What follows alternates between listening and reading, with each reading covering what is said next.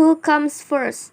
A child's place in the family birth order may play a role in the type of occupations that will interest him or her as an adult, new research suggests. In two related studies, researchers found that only children and to a certain extent firstborn children were more interested in intellectual, cognitive pursuits than were later-born children.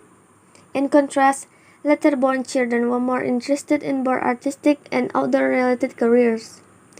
These results fit into theories that say our place in family birth order will influence our personality, said Federica Leong, co-author of the study and professor of psychology at Ohio State University. Parents typically place different demands and have different expectations of children depending on their birth order, Leong said.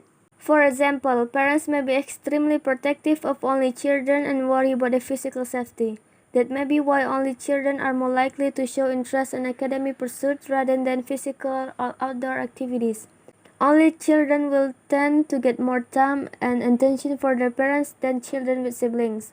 This will often make them feel special, but the downside is that they may suffer occasional pangs of jealousy and loneliness when friends discuss their brothers and sisters and family life. The firstborn is an only child until the second child comes along, transforming them from being the center of attention to then sharing the care of parents.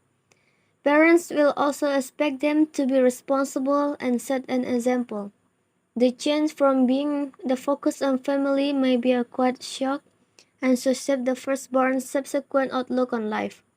Therefore, firstborns may try to get back their parents' attention and approval by achieving success and recognition in their careers. It has been noted that firstborns are significantly more often found as world political leaders than any other birth order position. As they have more children, parents tend to become more open and relaxed, and that may allow younger children to be more risk-taking, Leong said. If the firstborn or only child wants to be a poet, that may concern parents.